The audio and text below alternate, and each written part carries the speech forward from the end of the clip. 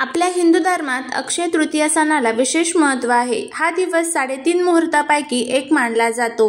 हा दिवस शुभ कार्यासाठी अत्यंत भाग्याचा आहे। वैदिक पंचांगानुसार अक्षय तृतीया यंदा 2025 मध्ये 30 एप्रिल 2025 रोजी साजरी केली जाणार आहे।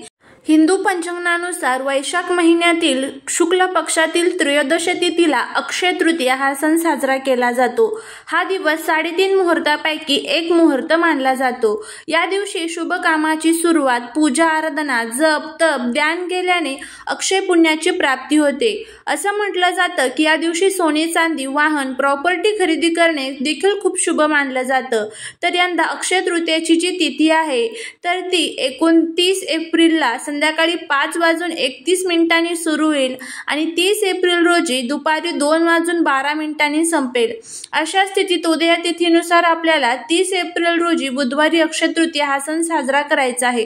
पूजेचा जो शुभ मुहूर्त आहे तर तो पहाटे 5:31 पासून तर 12:18 पर्यंत असणार आहे। या कालावधीमध्ये तुम्ही अक्षय तृतीयाची पूजा आपल्या घरामध्ये करू शकता।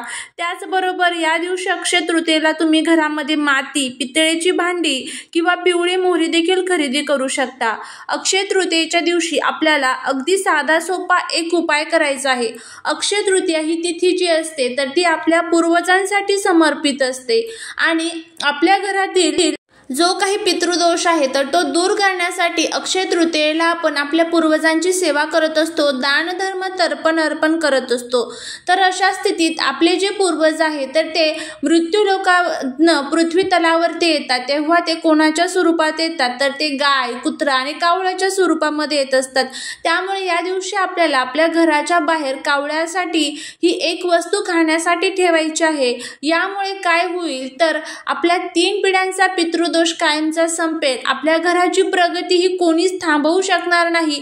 ही संधी अजिबात सोडू नका। कोणत्याही परिस्थितीमध्ये तुम्हाला जरी वेळ नसला तरीही थोडासा वेळ काढून तुम्हाला हा जो उपाय आहे तर तो करायचा आहे। खूप महत्त्वाची तिथी असते, वर्षातून एकदाच ही तिथी येते आणि ह्या तिथीला जर आपण आपल्या पूर्वजांची उपासना केली तर जीवनामध्ये प्रत्येक कामामध्ये आपल्याला यश जे आहे तर ते मिळत असतं। अक्षय तृतीयेच्या दिवशी हा उपाय आता आपल्याला कसा करायचा आहे, कोणत्या वेळेत करायचा याबद्दलची संपूर्ण माहिती आज या व्हिडिओमध्ये मी तुमच्याबरोबर शेअर करणार आहे। त्यामुळे व्हिडिओ हा स्किप न करता शेवटपर्यंत पाहत रहा। चॅनलवरती नवीन असाल तर सबस्क्राईब करा आणि असेच नवनवीन व्हिडिओ बघण्यासाठी बेल आयकॉनला हे प्रेस करा। कमेंटमध्ये जय माता लक्ष्मी लिहायला विसरू नका, जेणेकरून माता लक्ष्मीची तुमच्या कुटुंबावरती भरभरून कृपा होईल। अक्षय तृतीयेच्या दिवशी पहाटे उठून स्नान करून स्वच्छ वस्त्रे परिधान करावी। त्यानंतर आपलं घर स्वच्छ करून श्री विष्णू आणि देवी लक्ष्मीच्या मूर्तीची किंवा फोटोची पूजा करावी। श्री विष्णूला चंदन, पिवळे फुलं, देवी लक्ष्मीला कुंकू, गुलाब, कमळ अर्पण करावे। सुकामेवा, खीर, बतासे, गुळ अर्पण केल्यानंतर श्री विष्णू आणि देवी लक्ष्मीच्या स्तोत्र आणि मंत्रांचे मनोभावे आराधना करावी। त्यानंतर आरती करून पूजा संपन्न करावी। या दिवशी गरीब गरजू व्यक्तीला दान करावे।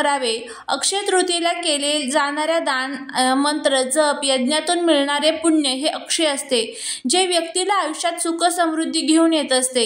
आपल्या पौराणिक ग्रंथानुसार अक्षय तृतीयेच्या दिवशी श्री विष्णूच्या 6व्या रूपाचा म्हणजेच परशुराम रूपाचा जन्म झाला होता। तसेच या दिवशी देवी गंगा देखील पृथ्वीवरती अवतरली होती। याच दिवसापासून सतयुग, द्वापरयुग आणि त्रेतायुगाची सुरुवातही झाली होती। त्यामुळे या दिवसाला अनन्य महत्त्व देण्यात येतं। या दिवशी केलेले उपाय आणि सेवेचं अक्षय पुण्य हे आपल्याला मिळत असतं आणि आपल्याला प्रत्येक अडचणीमधनं बाहेर काढण्याचं काम हे उपाय आणि सेवा करत असतात। त्यामुळे या दिवशी घरामध्ये विष्णू सहस्त्रनाम, लक्ष्मी सहस्त्रनाम, कनकधारा स्तोत्रम, कमला स्तोत्रम अशा विष्णू आणि लक्ष्मीच्या अनेक सेवा तुम्ही करू शकता।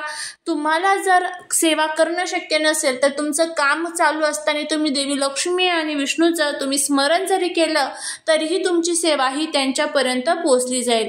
त्यानंतर आता हा उपाय कसा करायचा आहे, कशासाठी करायचा आहे ते आपण बघूया। बघा, आपण खूप कष्ट करतो, मेहनत करतो, पण त्या कष्टाचं, मेहनतीचं जे फळ आहे तर ते आपल्याला मिळत नाही. सतत घरामध्ये पैशांच्या अडचणी येत असतात. घरामध्ये खूप पैसा येतो, पण तो पैसा घरामध्ये टिकत नाही. अडचणी, आजारपण, दुःख आणि संकटांमध्ये तो पैसा नेहमी खर्च होतो. घरामध्ये एकोपा राहत नाही. पती पत्नीमध्ये सतत भांडण, कटकट, वादविवाद होत असतात. छोट्या छोट्या कारणांवरही भांडण होतात. त्याचबरोबर ज्या काही तुमच्या इच्छा असतात, मग त्या धनप्राप्ती, नोकरी प्राप्ती, कर्जमुक्ती संबंधीच्या असेल, लग्न जमण्यासंबंधीच्या असेल, मुलांच्या संबंधीच्या असतील, त्या इच्छा तुमच्या जर पूर्ण होत नसेल, त्याचबरोबर पितृदोषाचा सामना तुम्हाला करावा लागत असेल, जर पितृदोष डोक्यावरती असेल तर तुम्ही कितीही कष्ट करा, उपाय करा, तर त्याचं फळ हे आपल्याला मिळत नाही. कारण आपले पूर्वजच जर सुखामध्ये नसेल तर आपल्या आत्म्याला कशी शांती मिळेल हे नेहमी लक्षात ठेवा. त्यामुळे पूर्वजांसाठी आपल्याला हे उपाय करायचे असतात. बघा, आपलं जे संपूर्ण 12 महिन्यांचं एक वर्ष असतं तर ते त्यांचा संपूर्ण एक दिवस मानला जातो. इतका खडतर प्रवास हा त्यांचा असतो. त्यामुळे त्यांचं जीवन सुद्धा सुखाचं असावं, त्यासाठीच आपल्याला हे उपाय करायचे असतात. तर आता काय करायचं आहे तुम्हाला? सर्वात प्रथम तुमच्या आजूबाजूला, घराच्या बाहेर, बाल्कनीमध्ये जिथे कुठे कावळा येत असेल त्या कावळ्याला तुम्हाला ही वस्तू खाऊ घालायची आहे. सर्वात प्रथम सकाळी लवकर उठून स्वच्छ आंघोळ करून त्यानंतरच हा नैवेद्य तुम्हाला बनवायचा आहे. जर घरामध्ये सुतक पिरियड्स असेल तर तुम्हाला हा नैवेद्य बनवता येणार नाही. या उपायाने तुमच्या घराची, पतीची, मुलांची भरभरून प्रगती होईल. नक्की उपाय करून बघा, ही संधी सोडू नका. तर सर्वात प्रथम तुम्हाला थोडीशी कणिक मळायची आहे. कणिक मळत असताना त्यामध्ये थोडंसं तुम्हाला हळद जी असते तर ती टाकायची आहे. मीठ चुकूनही टाकायचं नाही आहे. तुम्हाला अळणीच कणिक इथे मळायची आहे आणि त्याच्यापासून एक छान तुम्हाला नैवेद्याच्या आकाराची चपाती तयार करून घ्यायची आहे. ती व्यवस्थित भाजून घ्यायची आहे. त्यावरती तुम्हाला थोडीशी तांदळाची खीर, तांदळाची खीर ही आपल्या पूर्वजांसाठी समर्पित केलेली असते. आणि त्याचबरोबर एक तुम्हाला तिथे उडदाच्या डाळी जो वडा असतो, ज्याला आपण उडीद वडा म्हणतो, तर तो उडीद वडा तुम्हाला त्यावरती तयार करून ठेवायचा आहे. तर अशा पद्धतीचा हा नैवेद्य आता तुमचा तयार झालेला आहे. त्यानंतर एका प्लेटमध्ये हा नैवेद्य ठेवायचा आहे. त्यानंतर संपूर्ण घरातून, तुमचं हॉल असेल, किचन असेल, बेडरूम असेल, संपूर्ण घरातून तुम्हाला ही प्लेट जी आहे तर ती फिरवायची आहे.